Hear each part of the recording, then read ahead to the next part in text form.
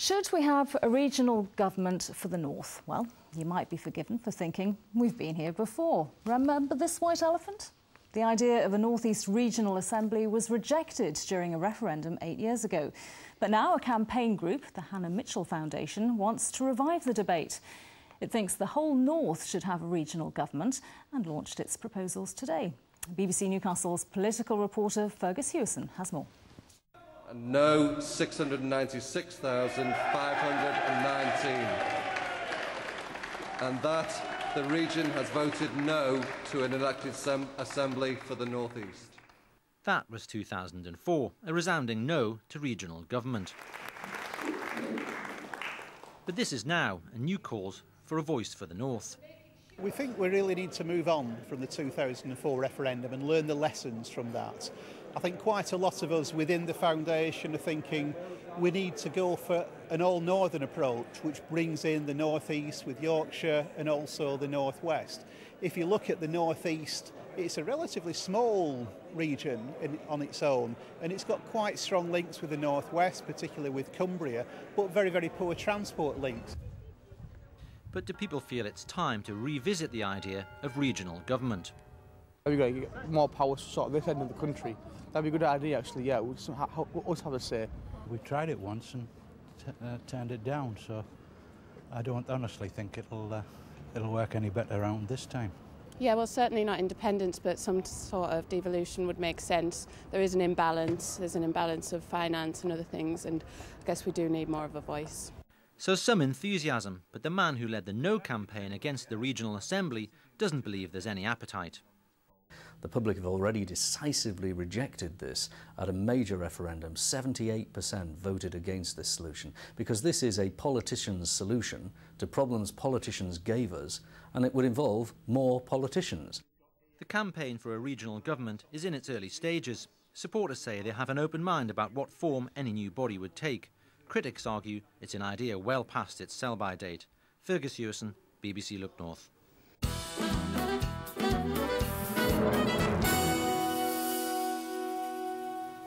Hello and the warmest of welcomes to your local part of the show. Coming up, these hospital consultants have run from Middlesbrough to Gateshead to show their opposition to the Coalition's NHS plans. We'll be hearing from them and getting a response from Cumbrian MP Tim Farron, who's at the party's spring conference in Gateshead. My guests this week for the next 20 minutes are Sunderland Labour MP Julie Elliott and Conservative campaigner Graham Robb.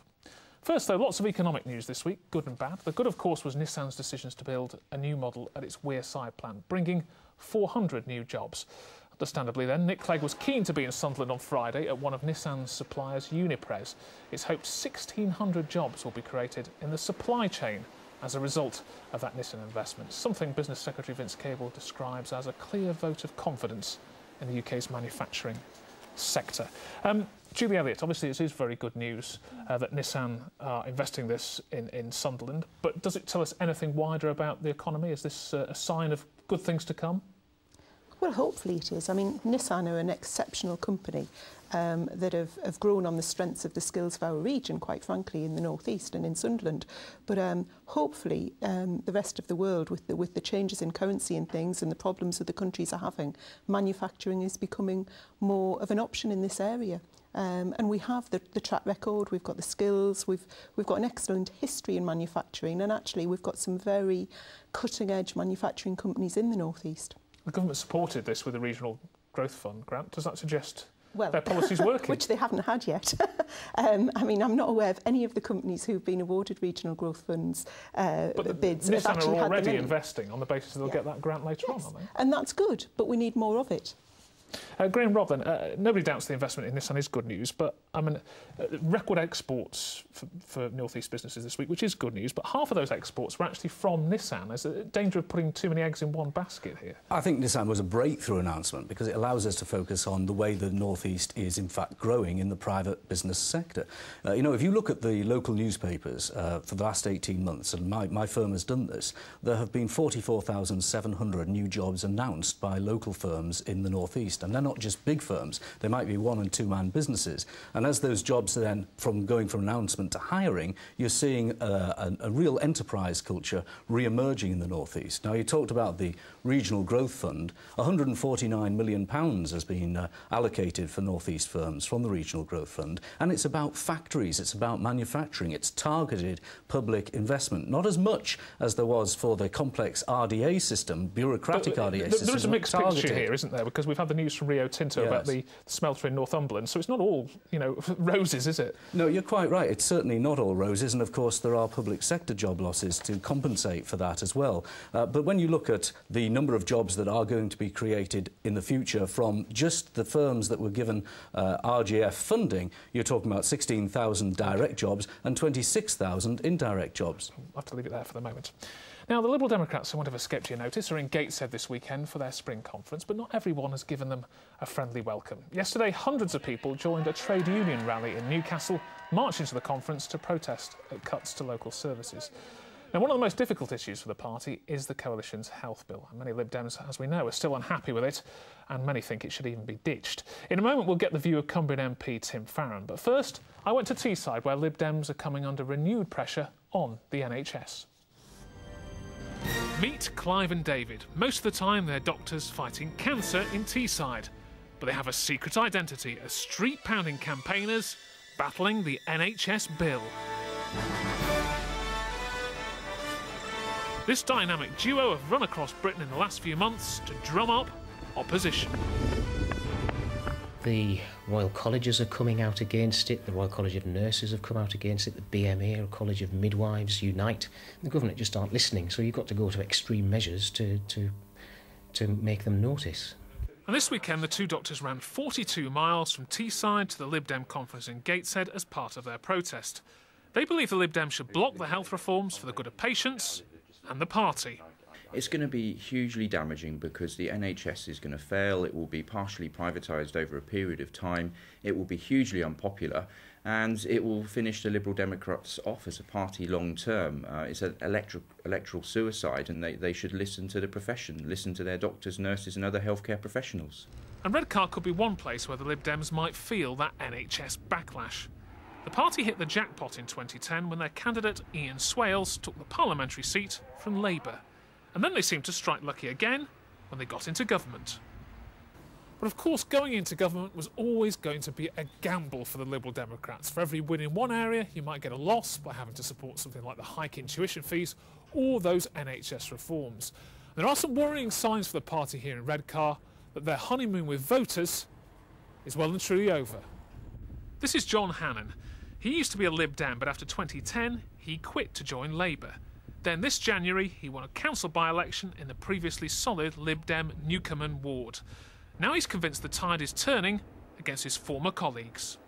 I think there's going to be a bit of an uproar with these NHS reforms. I don't think people, from the Liberal Democrats would have ever expected to be in this position they're in now. The people that voted for Ian Swales in 2010 were very shocked that suddenly Mr Swales and his Liberal Democrats had more or less just joined the Tory party. They became the whipping boys of the Tory party.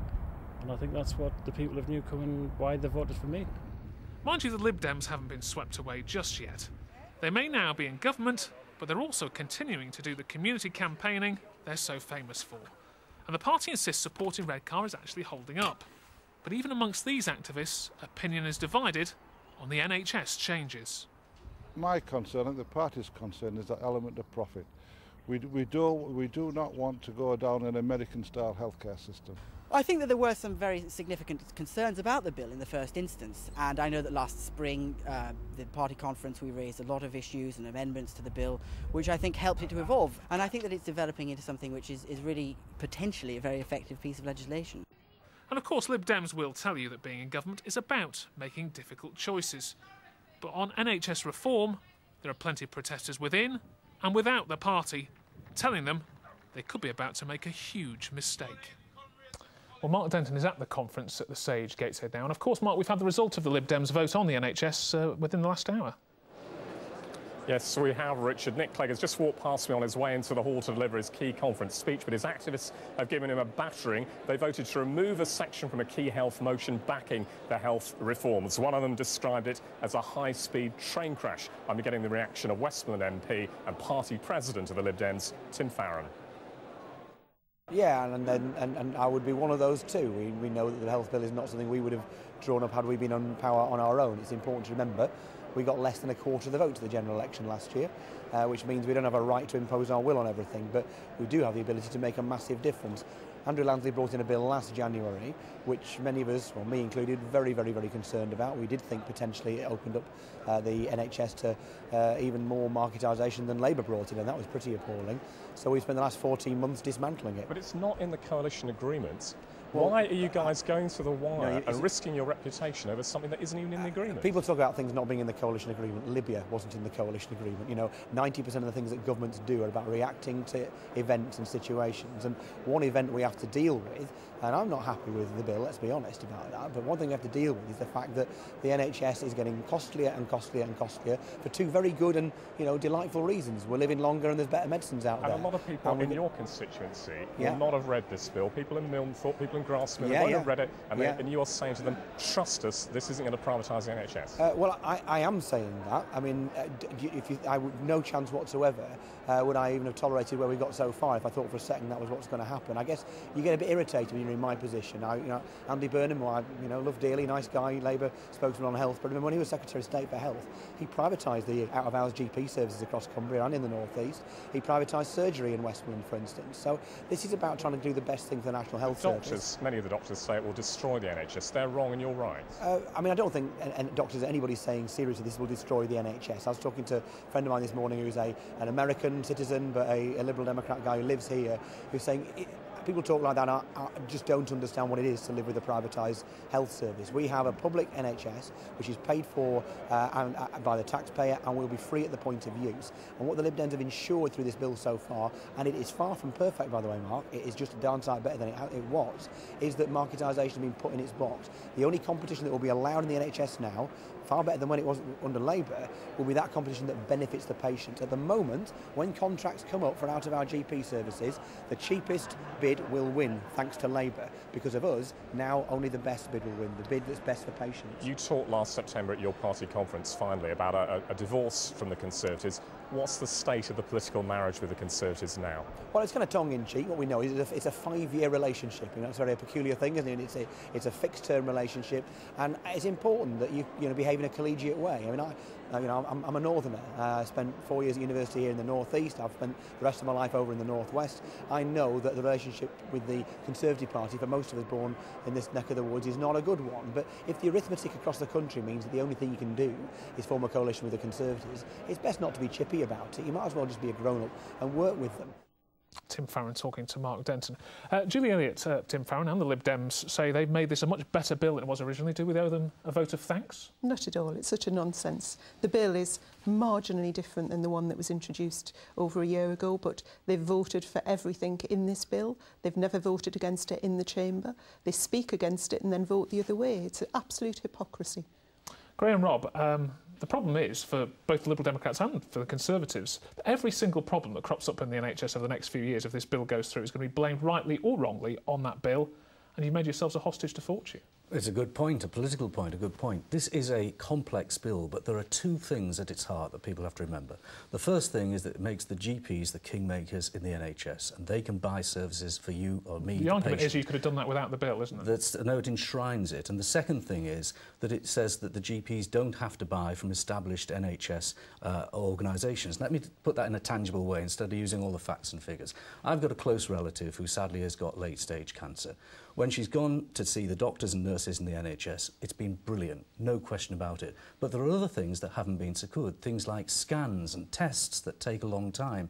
GPs could maybe get them from other areas. And when she's gone to the hospital, the Macmillan Cancer Care System is there, ready to help. But it's only there through voluntary arrangements. This new bill would mean that voluntary organisations like Macmillan can legitimately be contracted with by GP organisations. Now, that's got to be a good thing, and some of the hyperbole about privatisation is entirely inappropriate. Julie Elliott, I mean, that's one example, but I mean, the reality is that Labour did bring the private sector into the NHS. Was that a mistake? It brought it in a very marginal way. I mean, this is wholesale privatisation. You can go out, the GPs who don't want this bill, they don't want to be doing this, but are having to come to grips with the changes that are happening, can go out to anybody. There's going to be very little, if any, monitoring of these organisations. The ethics of the organisations might be completely adrift to what the ethics and history of the NHS are. So, Graham, Robb answers. I mean, this bill hasn't been sold particularly well, has it? Well, I'd agree with that, but some of the things we just heard Julie say are perfectly not true. It will be evaluated. Monitor will be given proper regulatory responsibilities. It won't be privatised. GPs aren't wholesale against it. There are 44,000 GPs. Vast majority, there are 98% of GPs are against this bill. There are 44,000 GPs and 2,600 signed the poll against it. 98% of the people who took the GPs that took part in the poll, yes, but only 2,600 out of 44,000 GPs. It's hyperbole. A GP who was in favour of this. There was one on Radio Newcastle only on Friday. One. Juliet, we hear a lot about what Labour's against, but what is it actually for on the NHS? What are you for on the NHS? You're against this bill, but what's your alternative vision? We're for a publicly funded, in the main, health service that is there at the point of need without any question of profit in the system. I'm not saying that the health service, the systems that we had were perfect. Everything needs to change to accommodate with changing need, but there was absolutely no need to bring in a piece of legislation like this. Julie Elliott, Graham, Robb, thanks very much for now. Now, a new case is being made for regional government in the north, almost 8 years after John Prescott's plans were comprehensively rejected by voters in a referendum. The Hannah Mitchell Foundation held its public launch in Bradford on Friday, calling for a radical voice for the north, including directly elected regional government. Now, supporters say the prospect of Scottish independence makes the case for a northern parliament stronger. But many MPs who backed the idea in 2004 are a bit wary of reopening that debate. What about the voters? Have the last 8 years altered any minds? Well, Helga Suerson spoke to people in Darlington, where nearly 9 out of 10 voted against a regional assembly in 2004. Yeah, well, certainly not independence, but some sort of devolution would make sense. There is an imbalance. There's an imbalance of finance and other things, and I guess we do need more of a voice. Well, we tried it once and turned it down, so I don't honestly think it'll work any better around this time, to be truthful with you. That'd be a good idea, actually, yeah. We'll us have a say, rather than all the way down there, when people down there don't know how things are up here. Things are different down there to up here. So I think it's definitely a good idea, yeah, definitely. And on scientific survey, people in Darlington, certainly. But Graham, Robb, you fought this tooth and nail in 2004. In 2012, is it an idea whose time has come? Oh, please let the Labour Party advocate it. It's political suicide. Look, this is a politician's answer to problems of politicians. It's a politician's talking shop, and really what we need are more factories, not another talking shop. But isn't there a serious point here? I mean, I was interviewing Victor Cable yesterday, and he said, you know, imagine a situation where you had the equivalent of Alex Salmond, a First Minister for the North, with perhaps 15 million people behind him, going to knock on the door of 10 Downing Street. It'd be hard to ignore, wouldn't it? Well, it should be hard to ignore 30 MPs from the North, but they need to speak up more. And you talk about Vince Cable. He went and, bad decision, by the way, put the Green Investment Bank in Scotland. Well, you know, I'd like to see some of the MPs of this region arguing for that properly in the North East. I think I argued quite vocally about it. Julie, I've seen on your website there are 44 press releases. Not one of them is the Green Investment Bank. Yeah, I did media coverage. I sponsored a meeting in Parliament to try and bring the Green Investment Bank to Sunderland. And it was actually one of the things we couldn't put in a regional bid. There was a number of bids from across the region. We're getting slightly sidetracked here, Julia. You were one of the leading campaigners burnt by this last time. Is there something that's changed? I don't think it's the time to revisit the regional government argument. I still passionately believe in regional government. I think it was a lost opportunity for the North East, but the vote was overwhelming, and I said at the time, and I believe it now, you're probably looking at a 20-year period before the issue can be revisited seriously.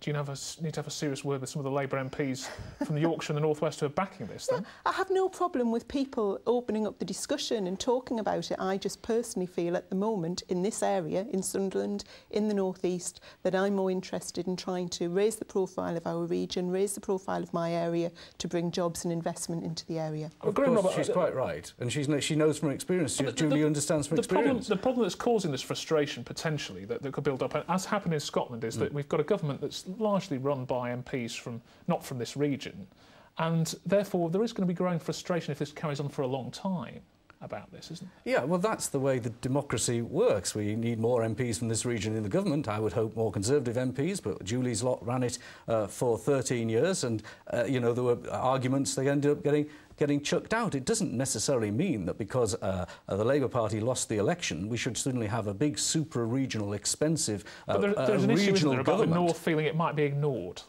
Well, that is up to the North to shout as loud as possible and make its case, and we have a strong case. And, you know, the Regional Growth Fund that we just talked about, a vast proportion per head of population of that fund comes to the North. Sadly, a vast proportion of the transport spend goes to the South. Okay. So there are swings and roundabouts here. Julie Elliott, will this ever happen, do you think? Regional government? I hope so in the future, but perhaps not at the moment. We need a strong voice for the region, and it is the missed opportunity of not having regional government. But we don't even have the RDA now, which was a voice for us, which brought in far more money, far more investment than the Regional Growth Fund, and we need to look at mechanisms for bringing in the investment. Julie Elliott, Graham Robb, thank you very much.